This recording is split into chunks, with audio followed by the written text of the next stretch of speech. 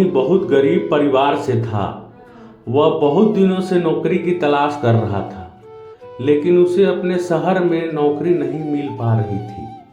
ऐसे में उसने दूसरे शहर में नौकरी की तलाश करने का फैसला किया। उसने अगले ही दिन ट्रेन पकड़ी और दूसरे शहर की तरफ निकल गया। उसके माँ ने एक टिफिन में रोटियां रख दी थी।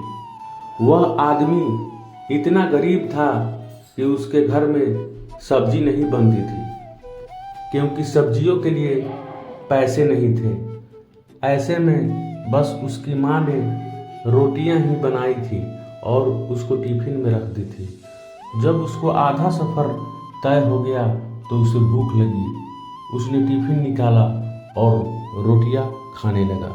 जिस तरह से वह रोटियां खा रहा था, उसके आसपास बैठने वाले लोग उसे देख रहे थे।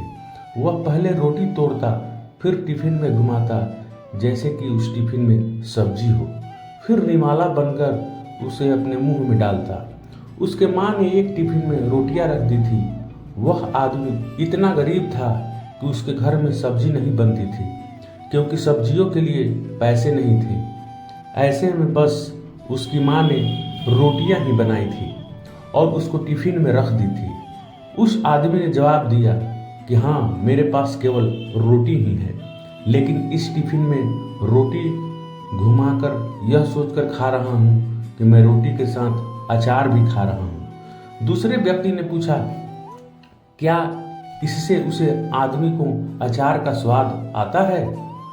उस आदमी ने कहा कि मैं रोटी अचार समझकर खा रहा हूँ तो मुझे स्वाद भी आ रहा है। जब उसके आसपास बैठने वाले लोगों ने यह बात सुनी तो एक आदमी बोला कि अगर सोचा ही था तो अचार क्यों सोचा, मटर पनीर या शाही पनीर सोच लेते।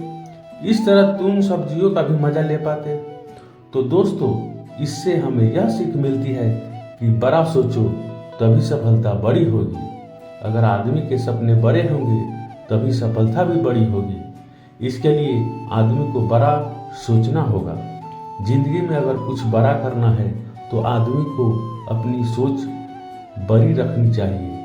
अगर आदमी के सपने बड़े होंगे तभी सफलता भी बड़ी मिलेगी। लेकिन शुरुआत हमेशा छोटी से ही होती है। बूंद बूंद से समुंदर बनता है।